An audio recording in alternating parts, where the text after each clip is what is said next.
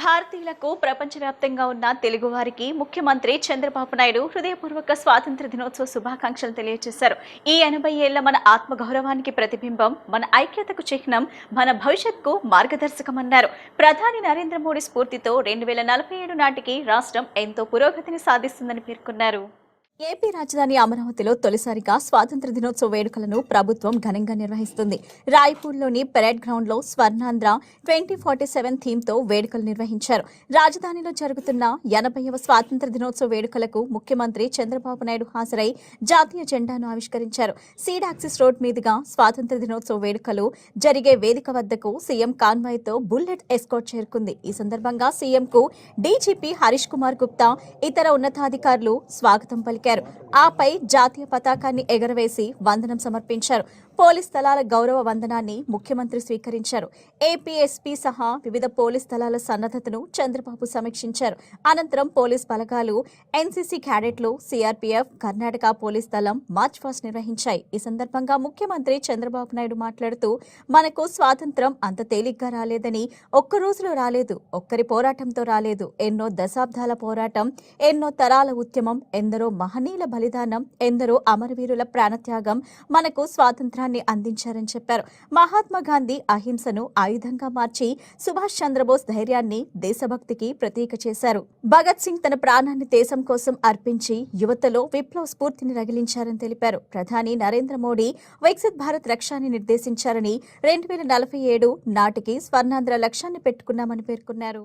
భారతీయులకు, ప్రపంచవ్యాప్తంగా ఉన్న తెలుగు వారికి నా హృదయపూర్వక స్వాతంత్ర దినోత్సవ శుభాకాంక్షలు. జాతీయ జెండా కింద నిలబడ్డాం.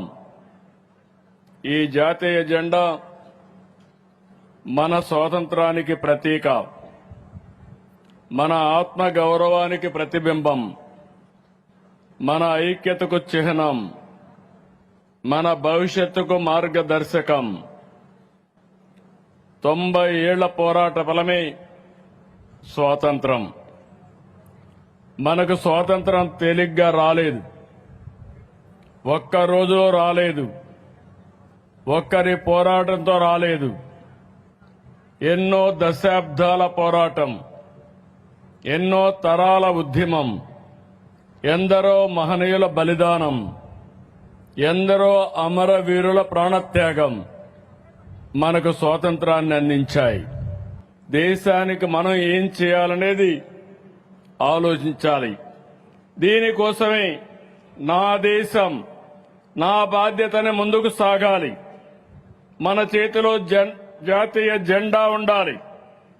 మన గుండెల్లో బలమైన అజెండా ఉండాలి. అనుకున్న లక్ష్యాన్ని సాధించడానికి వచ్చే 20 ఏళ్ల అనునిత్యం పనిచేస్తామని సంకల్పం తీసుకోవాలి. ఈ దేశానికి మనం ఏమి ఇవ్వగలమని ఆలోచించడమే నేను సంకల్పం. మనం ఏ పని చేసినా దేశ భవిష్యత్తు దృష్టిలో పెట్టుకుని సమాజ హితం కోసం పనిచేయాలి. విద్యార్థి తన నైపుణ్యంతో ఆవిష్కరణలు సాధించాలి. రైతు ప్రకృతి సాగుతో ప్రజల ఆరోగ్యాన్ని, భూసారాన్ని కాపాడాలి. ఉద్యోగి అంకిత భావంతో పనిచేసి సమాజం పట్ల బాధ్యత నెరవేర్చాలి. మహిళ అవకాశాలను అందిపుచ్చుకుని సాధికారత సాధించాలి. ఇలా ప్రతి ఒక్కరూ వ్యక్తిగత జీవితంలో విజయం సాధించడం కూడా దేశ నిర్మాణంలో భాగమే. ఒక వ్యక్తిగా మీ ఆలోచన చిన్నదిగా అనిపించవచ్చు, కానీ కోట్లాది మంది భారతీయులు కలిసి అది దేశ సంకల్పం అవుతుంది. అందరం ఒక కొత్త స్వప్నాన్ని సాకారం చేయాలి. అది వికసిత్ భారత్ 2047, స్వర్ణాంధ్ర 2047. 80 ఏళ్ల క్రితం మనం స్వేచ్ఛను సాధించుకున్నాం. వచ్చే 20 ఏళ్లలో ప్రపంచాన్ని జయిద్దాం. మనం స్వర్ణాంధ్రప్రదేశ్ లక్ష్యాన్ని పెట్టుకున్నాం. ఈ 2 లక్ష్యాలు వేరు కాదు. వికసిత్ భారత్కు బలమైన రాష్ట్రం, స్వర్ణాంధ్రకు బలమైన దేశం కావాలి. అందుకే దేశం కోసం మనం చేసే ప్రతి పని స్వర్ణాంధ్ర నిర్మాణంలో ఒక భాగం. స్వర్ణాంధ్ర కోసం మనం చేసే ప్రతి పని వికసిత్ భారత్ నిర్మాణంలో ఒక భాగం.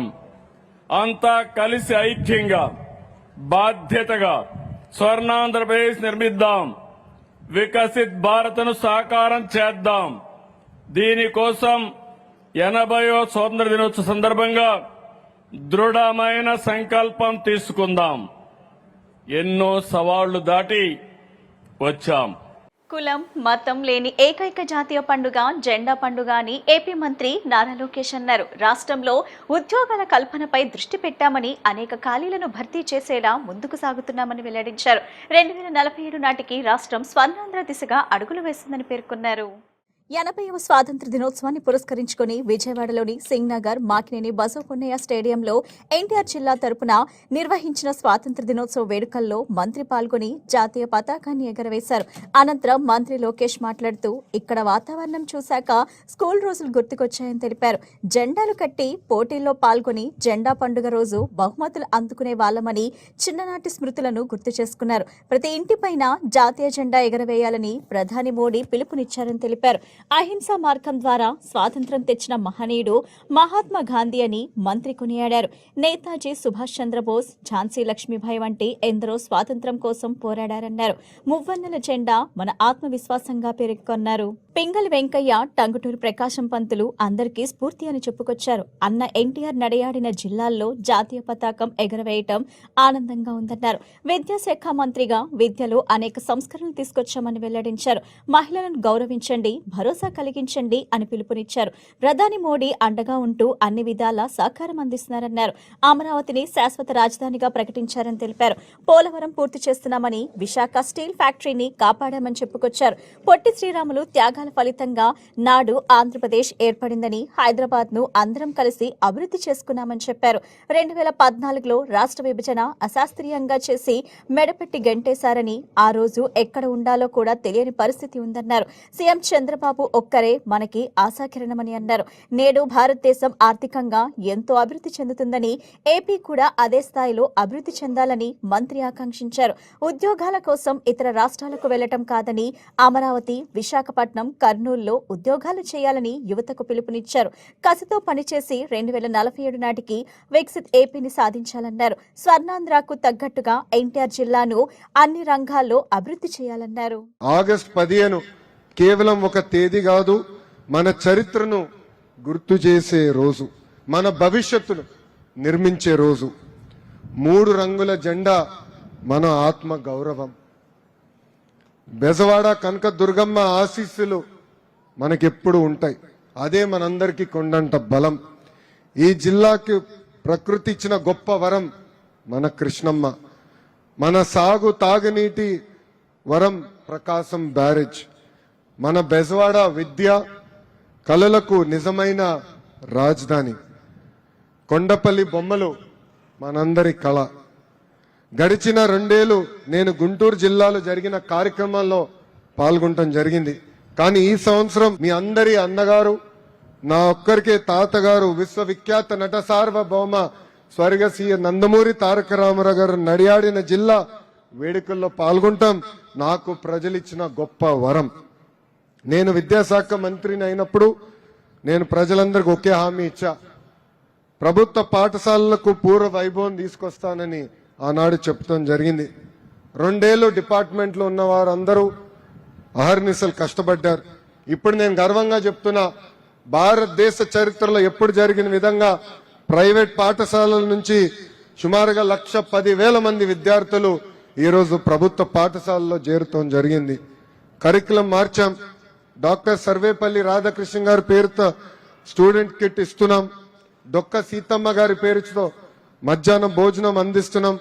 స్కూల్స్ ని ఏకంగా పాలిటిక్స్ కి దూరంగా పెడతాం కూడా జరిగింది. టెక్స్ట్ బుక్స్ దగ్గర నుంచి స్కూల్స్ వరకు ఎక్కడ ముఖ్యమంత్రి గారి ఫోటో లేదు, కనీసం నా ఫోటో కూడా లేదు. దేశ చరిత్రలో మొదటిసారి 10th లో ర్యాంక్ సాధించిన గవర్నమెంట్ స్కూల్ విద్యార్థుల ఫోటోలు ఏకంగా పేపర్ ఫస్ట్ పేజ్ లో మన ప్రభుత్వం ఇస్తాం జరిగింది. అమ్మకు చెప్పలేని పని చేయొద్దు. వినడానికి సింపుల్ గా ఉండొచ్చు కానీ చాలా పవర్ఫుల్ స్టేట్మెంట్ ఇది. మహిళల్ని గౌరవిస్తాం, సమాజం అప్పుడే బాగుపడుతుంది. అలాంటి గొప్ప ఆలోచన ఉన్న నాయకత్వం ఈరోజు మన భారతదేశంలో ఆంధ్ర రాష్ట్రంలో ఉంది.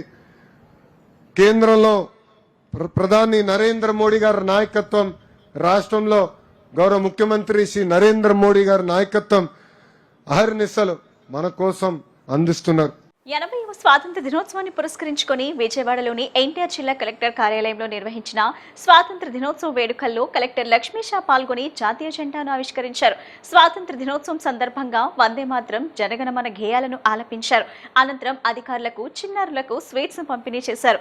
2047 నాటికి ఎన్టీఆర్ జిల్లా ఆర్థికంగా ఎంతో బలోపేతమవుతుందని కలెక్టర్ లక్ష్మీ షా పేర్కొన్నారు. 80వ స్వాతంత్ర దినోత్సవాన్ని పురస్కరించుకొని విజయవాడలోని ఎన్టీఆర్ జిల్లా కలెక్టర్ కార్యాలయంలో నిర్వహించిన స్వాతంత్ర దినోత్సవ వేడుకల్లో కలెక్టర్ లక్ష్మీ షా పాల్గొని జాతీయ జెండాను ఆవిష్కరించారు. స్వాతంత్ర దినోత్సవం సందర్భంగా వందే మాతరం, జనగణమన గేయాలను ఆలపించారు. అనంతరం అధికారులకు, చిన్నారులకు స్వీట్స్ పంపిణీ చేశారు. 2047 నాటికి ఎన్టీఆర్ జిల్లా ఆర్థికంగా ఎంతో బలోపేతమవుతుందని కలెక్టర్ లక్ష్మీ షా పేర్కొన్నారు.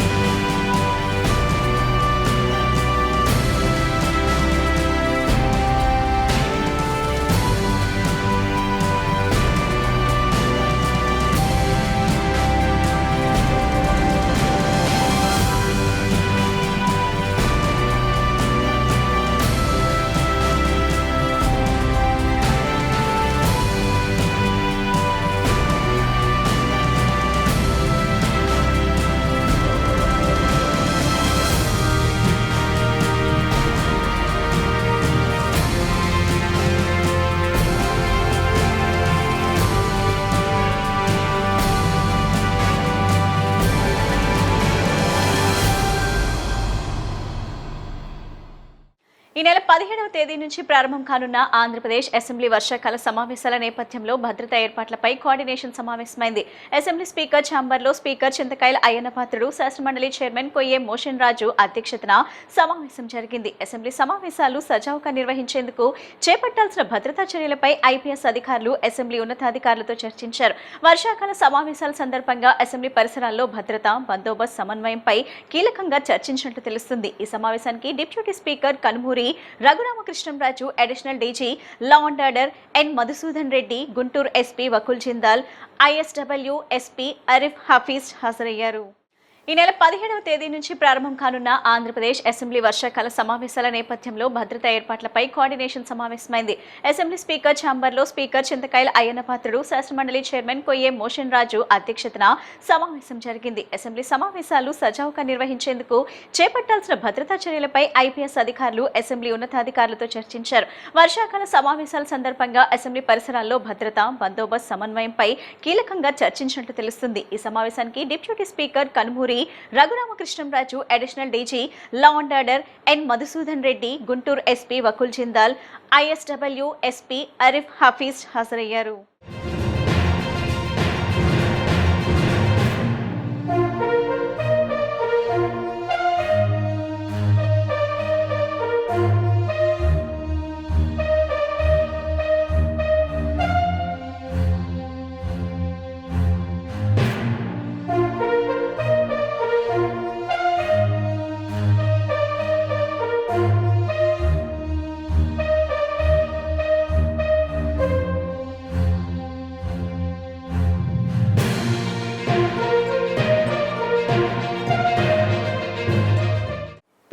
వెలిగొండ ప్రాజెక్టులతో పాటు మొత్తం 36 ప్రాధాన్యత ప్రాజెక్టులు, ఐడీసీ లిఫ్ట్ స్కీమ్ వంటి అంశాలతో పాటు ఎల్నినో వంటి సందర్భంలో తాగునీటి అవసరాల నిమిత్తం ఏ రకంగా ప్రణాళిక తీసుకుంటున్నామని అంశాలపై ముఖ్యమంత్రి చంద్రబాబు నాయుడు ఆధ్వర్యంలో సమీక్ష సమావేశంలో చర్చించడం జరిగిందని మంత్రి నిమ్మల రామానాయుడు తెలిపారు.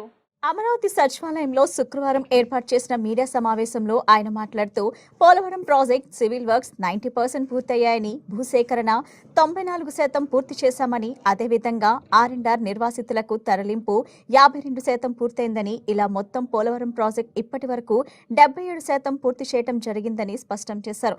మిగిలిన బ్యాలెన్స్ పనులు కూడా త్వరితగతిన అంటే ఇచ్చినటువంటి షెడ్యూల్ ప్రకారమే పనులు జరుగుతున్నాయని పేర్కొన్నారు.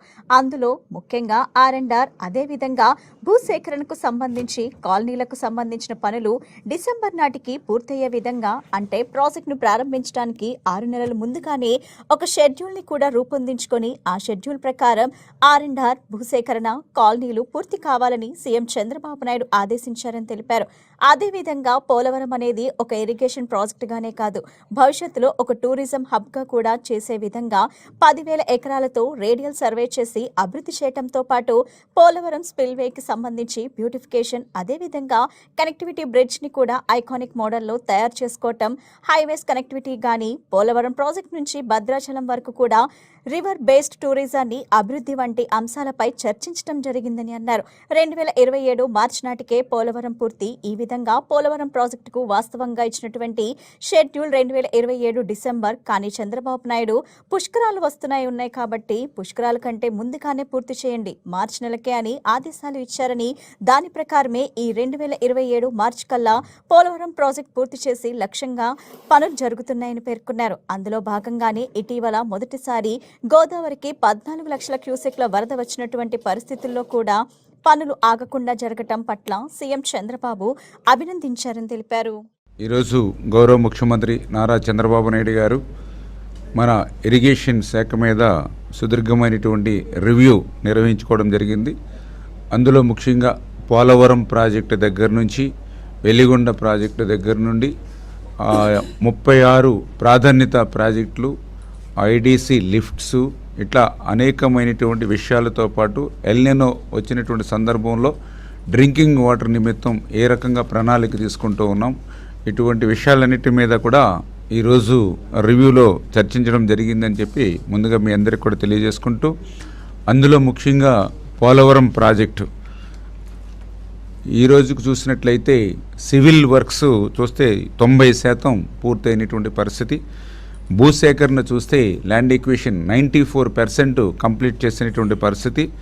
అదేవిధంగా R&R PDF చూస్తే 52% పూర్తి చేసినటువంటి పరిస్థితి. అంటే మొత్తం పోలవరం ప్రాజెక్టు ఈ రోజుకి చూస్తే 77% ఈరోజు మనం పూర్తి చేయడం జరిగింది. మిగిలిన బ్యాలెన్స్ పనులు కూడా మరి త్వరితగతంగా అంటే ఇచ్చినటువంటి షెడ్యూల్ ప్రకారమే పనులు జరుగుతున్నటువంటి పరిస్థితి. అందులో ముఖ్యంగా ఈ యొక్క R&R, అదేవిధంగా ల్యాండ్ ఎక్విజిషన్కి సంబంధించి కానీ కాలనీలకు సంబంధించి కానీ వర్క్ డిసెంబర్ కల్లా కంప్లీట్ అయ్యేటువంటి విధంగా అంటే ప్రాజెక్ట్ని ప్రారంభించడానికి ఒక 6 నెలలు ముందుగానే ఒక షెడ్యూల్ని కూడా రూపొందించుకుని ఆ షెడ్యూల్ ప్రకారం R&R LA కాలనీస్ కంప్లీట్ కావాలని చెప్పి కూడా చంద్రబాబు నాయుడు గారు ఆదేశించేటువంటి విషయాన్ని కూడా ఈ సందర్భంగా తెలియజేసుకుంటూ, అదేవిధంగా పోలవరం అనేది ఒక ఇరిగేషన్ ప్రాజెక్టుగానే కాదు, భవిష్యత్తులో ఒక టూరిజం హబ్గా కూడా ఉండాలి. పోలవరంకి 10,000 ఎకరాలు ఉన్నటువంటి పరిస్థితిలో వాటిని టూరిజంగా, అదేవిధంగా ఇతరత్ర ఏ రకంగా అయితే మనము డెవలప్ చేయగలుగుతాం వాటి మీద కూడా దృష్టి పెడుతూ, అదేవిధంగా పోలవరం లిఫ్ట్, పోలవరం సంబంధించినటువంటి ఏదైతే ఫేస్ లిఫ్ట్ అంటే పోలవరం స్పిల్వే ఏదైతే ఉందో ఆ పోలవరం స్పిల్వేకి సంబంధించి కూడా మోడరేషన్ కానీ, అదేవిధంగా బ్రిడ్జ్ కనెక్టివిటీ బ్రిడ్జ్ కూడా ఐకానిక్ మోడల్లో తయారు చేసుకోవడం కానీ, ఇవన్నీ కూడా మళ్ళీ వారం 10 రోజుల్లో ఈ యొక్క పోలవరంతో పాటుగా ప్యారలల్గా ఆ వర్క్స్ కూడా హైవేస్ కనెక్టివిటీ కానీ, పోలవరం ప్రాజెక్ట్ నుంచి అప్ టు భద్రాచలం వరకు కూడా ఏ రకంగా అయితే రివర్ బేస్ మనం టూరిజాన్ని డెవలప్ చేయగలుగుతాం, వీటన్నిటి మీద కూడా డిస్కషన్ జరిగినటువంటి పరిస్థితిని తెలియజేసుకుంటూ, ఈ రకంగా పోలవరం ప్రాజెక్టు ఇచ్చినటువంటి షెడ్యూల్ ప్రకారం 2027 డిసెంబరు వాస్తవంగా ఇచ్చినటువంటి షెడ్యూలు కానీ చంద్రబాబు నాయుడు గారు పుష్కరాలు వస్తూ ఉన్నాయి కాబట్టి పుష్కరాల కంటే ముందుగానే కంప్లీట్ చేయండి మార్చి నెలకి అన్న ఏదైతే ఆదేశాలు ఇచ్చారో దాని ప్రకారమే ఈ 2027 మార్చి కల్లా కంప్లీట్ చేసేటువంటి లక్ష్యంగానే ఈ పనులు జరుగుతూ ఉన్నాయి. ఇప్పుడు కాసేపు ప్రకటనలు.